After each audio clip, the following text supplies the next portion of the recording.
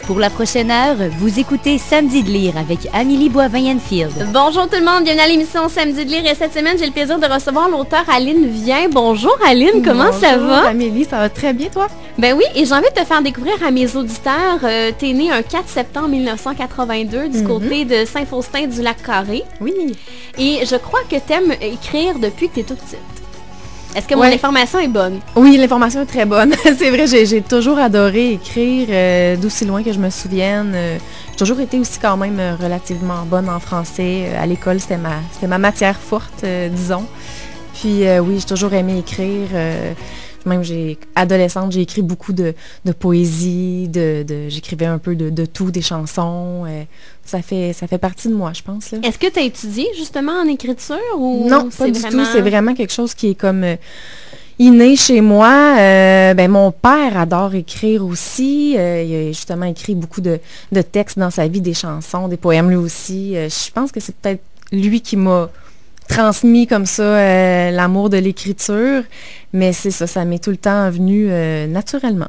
Et je pense que vers 13 ans, tu as commencé à composer des chansons, des poèmes. Oui, exactement, c'est ça. Vraiment adolescente, ça a été une très belle période d'inspiration pour moi au niveau de l'écriture.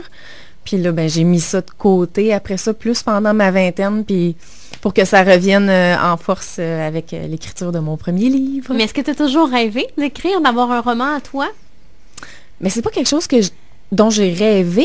Par contre, j'ai toujours su que ça arriverait à un moment donné. OK. Ouais, ça, c'était vraiment une conviction depuis longtemps. Je savais pas quand j'allais écrire, mais je savais que j'allais écrire un livre à un moment donné. Je savais qu'il viendrait, donc j'étais comme pas étonnée quand le processus d'écriture s'est fait. Tout ça, je l'attendais un peu, ce livre-là, depuis tout le temps.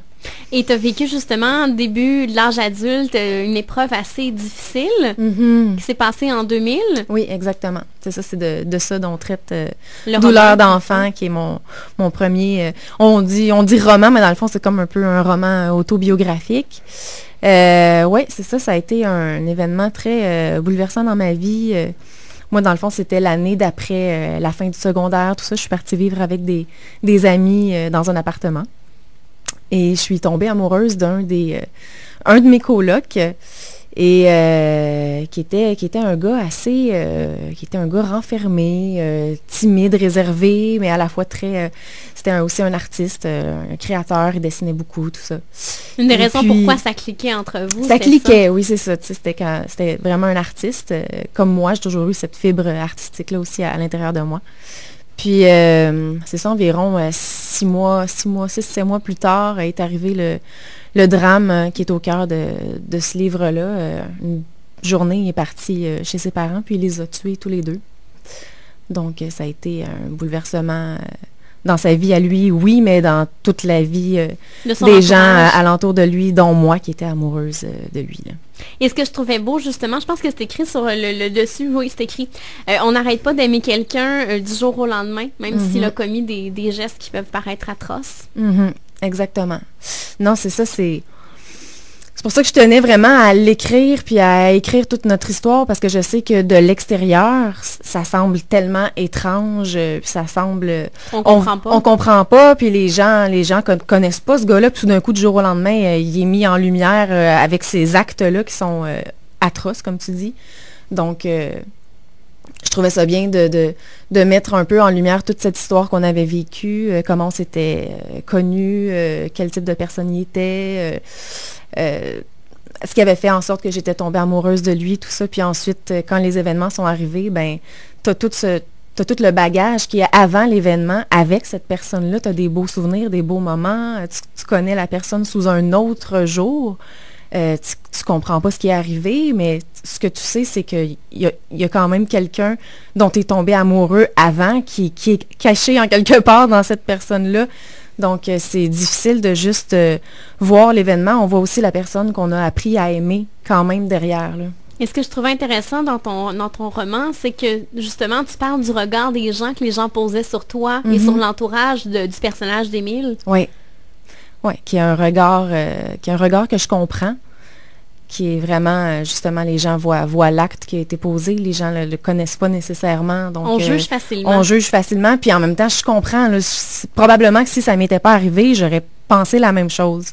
Là, c'est sûr que l'ayant vécu, on jette un regard différent sur même tous les drames qui arrivent maintenant. Ça me touche d'une façon différente à cause que j'ai vécu ça, là. Mais tu arrives dans ton roman à justement changer notre vision de ce genre d'acte-là, de voir l'entourage de façon différente. Moi, ça m'a vraiment changé mon regard Mais je suis contente ton je suis roman. contente que tu me dises ça, vraiment. Et je trouvais ça intéressant que justement, tu nous présentes le avant, l'acte qui se passe et le après aussi. Ouais, parce qu'on n'a jamais ça dans la vie, là, d'avoir la chance de voir les trois facettes. Ben c'est ça, je pense que c'est un peu pour ça, comme je te dis, je voulais raconter toute l'histoire au complet pour permettre aux gens un peu de rentrer dans ma tête, dans mon cœur, de la fille que j'étais à cette époque-là, une jeune femme de 17 ans, fragile, qui vivait ces événements-là. C'est ça, c'était quelque chose pour moi, étant donné qu'il y avait toute cette histoire aussi de nous deux à travers tout ça. C'est ça, quand les événements sont arrivés, moi, je voulais revoir ce jeune homme-là, puis je voulais aller le serrer dans mes bras, je voulais lui dire que malgré tout, malgré le fait que je comprenais pas ce qui s'était passé, je comprenais pas la douleur qu'il portait par en dedans, mais pour moi, c'était difficile de le détester. Je l'aimais déjà avant. C'est comme... C'est beaucoup d'incompréhension qui est vécue, là. Mais c'est dur de comprendre aussi que quelqu'un, justement, qu'on aime beaucoup peut poser ce geste-là, parce qu'il y a plein de gens, on entend souvent ça quand les gens donnent des entrevues, quelqu'un qui a commis un geste comme celui-là. Ah, ben, on pensait jamais qu'il allait faire ça. Effectivement. Puis c'est le cas, exactement. Comme je veux dire, dans son cas à lui, à Émile, on voyait que c'était quelqu'un qui portait qui avait l'air déprimé, tout ça, mais tu sais, quand on est adolescent ou fin d'adolescence, il y en a plusieurs des jeunes qui vivent des petites dépressions ici et là, qui ont des problèmes en général dans la vie. Donc, on dirait, on n'associe pas ça nécessairement à il va commettre quelque chose de grave ou peu importe, là. Donc, c'est tellement un choc quand ça arrive parce qu'on n'a pas perçu que ça allait arriver, puis on n'a pas perçu l'ampleur de la douleur qui était vécue par cette personne-là. Tout se passe tellement comme à l'intérieur. Encore plus, je pense, chez les garçons, peut-être aussi, là. Donc, lui, il avait tout gardé comme cette douleur-là à l'intérieur de lui. Puis quand ça l'a explosé, personne s'y attendait, là. Est-ce que tu t'en voulais de pas avoir vu ça arriver? Oui, c'est dur de ne pas s'en vouloir sur le coup. Tu te dis, est-ce qu'il y a des signes que j'ai ratés ou est-ce qu'il y a eu des opportunités que j'ai eues de rentrer dans le sujet de sa dépression, peu importe, puis que je suis pas allée. Mais j'avais essayé quand même, tu sais. Mais comme je dis, c'était quand même quelqu'un de très renfermé, c'était difficile de percer sa carapace. Donc, T'étais une jeune adulte aussi, là. Oui. Oui, c'est ça. Moi-même, je devais porter toutes les émotions que je vivais dans ma vie, tout ça. Donc, tu sais, c'est difficile d'entrer justement dans la douleur de quelqu'un d'autre. On porte souvent tellement nos propres choses que c'est difficile de communiquer à travers la douleur de quelqu'un, Mais comment on en vient à écrire ça? Ça a dû prendre quelques années à macérer, à laisser retomber la poussière. Ouais. Oh, oui, c'est ça. Ça doit brasser des trucs en dedans aussi en écrivant ça, là. Oui, c'est sûr. Oui, puis oui, c'est sûr que aussi de se replonger, parce que c'est sûr, c'est devenu plus calme avec les années. Quand même, ça fait déjà 14 ans que c'est arrivé. Mais là, c'est sûr que oui, de replonger dans l'écriture, de replonger dans mes souvenirs, ça l'a un peu ravivé toute cette histoire-là en moi qui a été tellement difficile à vivre. Difficile pendant longtemps même, tu sais, ça a eu comme des conséquences sur plusieurs années, là, disons. Les premières années de ma vingtaine ont été assez corsées, là. Et ça a pris combien de temps l'écrire, ce livre-là? Ça a pris à peu près, je dirais, un an à peu près à temps perdu, parce que j'ai aussi une entreprise avec mon conjoint Pascal Chaumont. Oui, c'est ça, les productions. Oui, les productions Chaumont, donc on fait de la production vidéo, on est entrepreneur, donc c'est sûr que ça prend beaucoup de notre temps en général. Donc, ici et là, quand j'avais du temps, je me replongeais dans l'écriture, mais... c'est sûr, j'avais tout le temps envie d'écrire, je te cacherai pas, j'ai adoré... même si c'était lourd. Même si c'était lourd, mais c'était quand même comme, oui, libérateur. Tu sais, il y avait quelque chose qui se passait en dedans de moi oui, j'aimais le fait d'écrire, puis c'est drôle parce que c'est ça, tout le long que j'écrivais ce livre-là, je savais que j'allais être lue. Je me disais dans ma tête, je ne l'écris pas en vain, je veux être lue, puis je sens que je vais l'être aussi. Donc, c'était vraiment comme dans un esprit de partager cette histoire-là avec les gens, puis j'ai trouvé ça vraiment passionnant d'écrire. Mais le fait de l'écrire, est-ce que c'est venu justement comme éteindre quelques blessures? Je pense que oui. Le fait de l'écrire, oui. Et le fait aussi maintenant de le partager avec les gens, de recevoir les témoignages, les gens qui m'écrivent justement que ça a changé leur perception, que ça leur fait voir un autre côté de tout ça. Là, oui, là, on dirait que c'est de recevoir tout ça qui me fait du bien surtout. Encore plus que de l'écrire, c'est de recevoir les impressions des gens comme ça. Et comment ça a été de trouver une maison d'édition? On le sait, dans le domaine littéraire, c'est pas toujours évident. Comment ça a fonctionné de ton côté?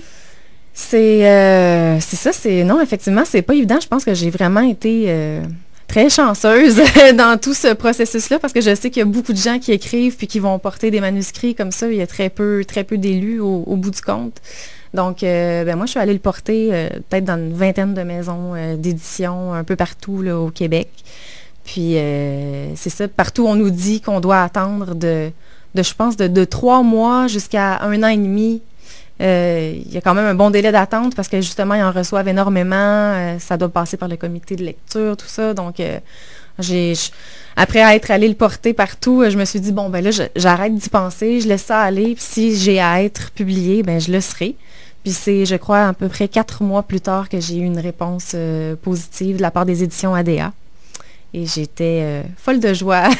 J'étais vraiment très, très, très contente. C'était une magnifique journée dans ma vie que de savoir que j'allais être publiée. Et il y a eu combien de temps à partir du moment que tu as eu le OK de la maison d'édition avant que tu l'aies entre les mains en février dernier? Tu vois, ça c'était, je crois, au mois de mai que j'ai eu la réponse, puis c'est sorti en février, donc c'est presque 1 an, là, tu sais, mais c'est ça, on nous dit même que ça peut aller jusqu'à 1 an et demi avant que le livre sorte officiellement. Dans mon cas, ça a été un peu moins d'1 an, là. Aline, si tu me permets, on va s'arrêter et on se reparle dans les prochains instants.